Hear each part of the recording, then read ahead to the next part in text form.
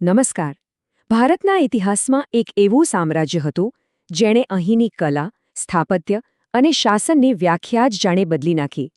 તો ચાલો આજે એ જ મુગલ સામ્રાજ્યની ભવ્ય, જટિલ અને અત્યંત રસપ્રદ ગાથામાં એક ડૂબકી મારીએ. એક એવી વાર્તા જેણે ભારતના ભૂતકાળ પર ક્યારેય ન ભૂંસાય એવી છાપ છોડી છે. સારું, ચાલો એક કામ કરીએ. હું તમને ભારતના ઇતિહાસના એક સામ્રાજ્ય વિશે થોડા સંકેતો આપું અને તમારે ઓળખવાનું છે કે આપણે કોની વાત કરી રહ્યા છીએ. તૈયાર? ચાલો જોઈએ. તો પહેલો સંકેત, આ એ સામ્રાજ્ય હતું જેના શાસનકાળમાં પ્રેમનું શાશ્વત પ્રતીક તાજમહેલ જેવી અજાયબીઓનું નિર્માણ થયું. બીજો સંકેત, એક એવું સામ્રાજ્ય જ્યાં અકબર જેવા દૂરદર્શી અને મહાન શાસકે જુદા જુદા ધર્મો વચ્ચે એકતા લાવવાનો ભરપૂર પ્રયાસ કર્યો. અને છેલ્લો સંકેત, જેનો અંત એક ધીમા પણ નિશ્ચિત પતનની શરૂઆત હતો. જી હા, તમે બિલકુલ સાચું સમજ્યા. આ છે મુગલ સામ્રાજ્ય. આજે આપણે તેની શક્તિના શિખરથી લઈને તેના કરુણ અંત સુધીની આખી સફર કરીશું. દરેક મહાન વાર્તાની એક શરૂઆત હોય છે. તો ચાલો આપણે પણ આ સામ્રાજ્યના પાયાના પથ્થરથી જ શરૂઆત કરીએ, એના નાટકીય ઉદયથી. આ સામ્રાજ્યની આખી કહાણી શરૂ થાય છે એક મહત્વાકાંક્ષી યોદ્ધા બાબરથી. અને એ કોઈ સામાન્ય યોદ્ધો નહોતો. એની નસોમાં તૈમૂર અને ચેંગીઝ ખાન જેવા બે મહાન વિજેતાઓનું લોહી વહેતું હતું.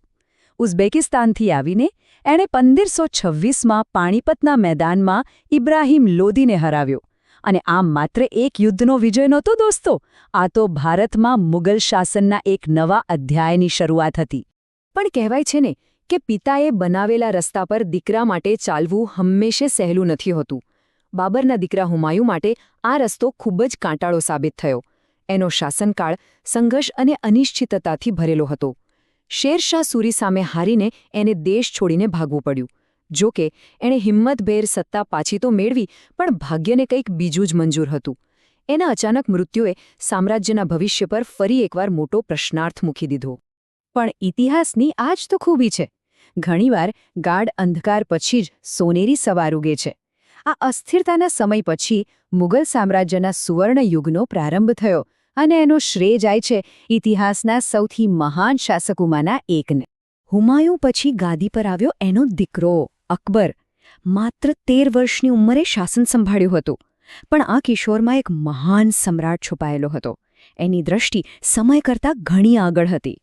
એણે ધર્મને રાજનીતિથી અલગ કર્યો, બિનમુસ્લિમો પરનો જઝિયા કર હટાવી દીધો અને રાજપૂતો સાથે લગ્ન સંબંધો બાંધીને મિત્રતાનો હાથ લંબાવ્યો.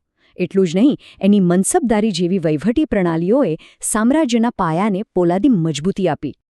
અકબરની જે એકતાની વિચારધારા હતી એનું સૌથી શ્રેષ્ઠ ઉદાહરણ છે દીન-એ-ઇલાહી. હવે એ સમજવું જરૂરી છે કે આ કોઈ નવો ધર્મ નહોતો, પણ એક એવી વિચારધારા હતી જેમાં બધા ધર્મોના સારા તત્વોનો સમાવેશ થતો હતો. એનો હેતુ એકદમ સ્પષ્ટ હતો કે લોકો ધર્મના નામે નહીં પણ માનવતાના નામે એક થાય. અકબરનો આ વારસો એના પુત્ર જહાંગીરે ખૂબ સારી રીતે આગળ વધાર્યો. જહાંગીર પોતાના ન્યાય માટે એટલો પ્રખ્યાત હતો કે એણે મહેલની બહાર એક સોનાની સાંકળ લટકાવી હતી, જેણે ઝંજીર-એ-અદલ કહેતા.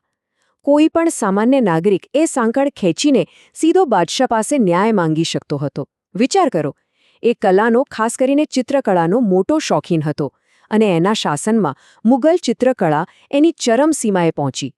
તો કલા પછી હવે આપણે મુગલ ઇતિહાસના એ પ્રકરણમાં જઈ રહ્યા છીએ જેને પથ્થરોમાં લખાયેલી કવિતા કહી શકાય.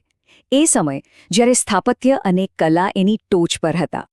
જહાંગીર પછી ગાદી પર આવ્યો શાહજહાં અને એના શાસનકાળને મુગલ સ્થાપત્યનો સુવર્ણ યુગ માનવામાં આવે છે. દિલ્હીનો ભવ્ય લાલ કિલ્લો, જે સમ્રાટોનું મુખ્ય નિવાસસ્થાન બન્યો, એનું નિર્માણ એણે જ કરાવ્યો. અને હા, અલબત્ત તાજમહેલ.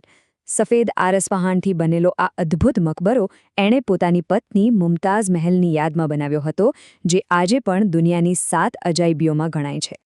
પણ દરેક વાર્તામાં એક વળાંક તો આવે જ છે. શિખર પર પહોંચ્યા પછી હવે આપણે એવા શાસનકાળ તરફ જઈ રહ્યા છીએ જે શક્તિશાળી તો હતું, પણ ઘણા વિરોધાભાસોથી ભરેલું હતું. શાહજહાં પછી આવ્યો ઔરંગઝેબ, એક જટિલ અને ખૂબ જ વિવાદાસ્પદ શાસક. એના શાસનમાં સામ્રાજ્ય વિસ્તારની દૃષ્ટિએ સૌથી મોટું બન્યું. પણ આ વિસ્તરણની બહુ મોટી કિંમત ચૂકવવી પડી. એની કઠોર ધાર્મિક નીતિઓ, જઝિયા કરને ફરીથી લાગુ કરવો અને દક્ષિણ ભારતમાં વર્ષો સુધી ચાલેલા યુદ્ધોએ આ બધી બાબતોએ સામ્રાજ્યની તિજોરી ખાલી કરી દીધી અને લોકોના દિલમાં અસંતોષના બીજ વાવ્યા. મતલબ કે સામ્રાજ્ય બહારથી જેટલું મોટું દેખાતું હતું, અંદરથી એટલું જ ખોખલું થઈ રહ્યું હતું. અને બસ અહીંથી જ આ ભવ્ય ઇમારતમાં તિરાડો પડવાની શરૂઆત થાય છે. તો ચાલો આ મહાન સામ્રાજ્યના અંતિમ પ્રકરણને જોઈએ, એનું પતન અને એ પાછળ જે વારસો છોડી ગયું એની વાત કરીએ. ઔરંગઝેબના મૃત્યુ પછી સામ્રાજ્ય જાણે પત્તાના મહેલની જેમ તૂટી પડ્યું. ગાદી માટેના આંતરિક ઝઘડા, એક પછી એક નબળા શાસકો અને ખાલી ખજાનાએ એને સંપૂર્ણપણે કમજોર કરી દીધું. અને જે થોડું ઘણું બાકી હતું એ ઈરાનના નાદિર શાહના આક્રમણે પૂરું કરી દીધું. એણે દિલ્હીને એવી રીતે લૂંટ્યું કે શહેર ફરી ક્યારે બેઠું ન થઈ શક્યું. જે સામ્રાજ્યનો સૂરજ એક સમયે ક્યારે આથમતો નહોતો, એ હવે ધીમે ધીમે અંધકારમાં ડૂબી રહ્યું હતું. તો આખરે મુગલ સામ્રાજ્યનો વારસો શું છે? એક તરફ આપણી પાસે તાજમહેલ જેવી અદ્ભુત કલાકૃતિઓ અને એક સમૃદ્ધ સંસ્કૃતિ છે, તો બીજી તરફ એમાંથી એક મોટી શીખ પણ મળે છે. શીખ એ છે કે ગમે તેટલું મોટું સામ્રાજ્ય હોય, જો આંતરિક વિખવાદ હોય અને સમય સાથે બદલાવ ન આવે તો એનું પતન નિશ્ચિત છે. તો સવાલ એ થાય છે કે આ ભવ્ય ઇતિહાસમાંથી આજે આપણે શું શીખી શકીએ?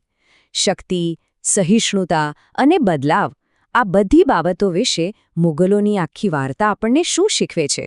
આ એવા પ્રશ્નો છે જેના જવાબ ઇતિહાસના પાનાઓમાં છુપાયેલા છે અને કદાચ આપણા ભવિષ્ય માટે માર્ગદર્શક પણ બની શકે છે. વિચારવા જેવો પ્રશ્ન છે, ખરું ને?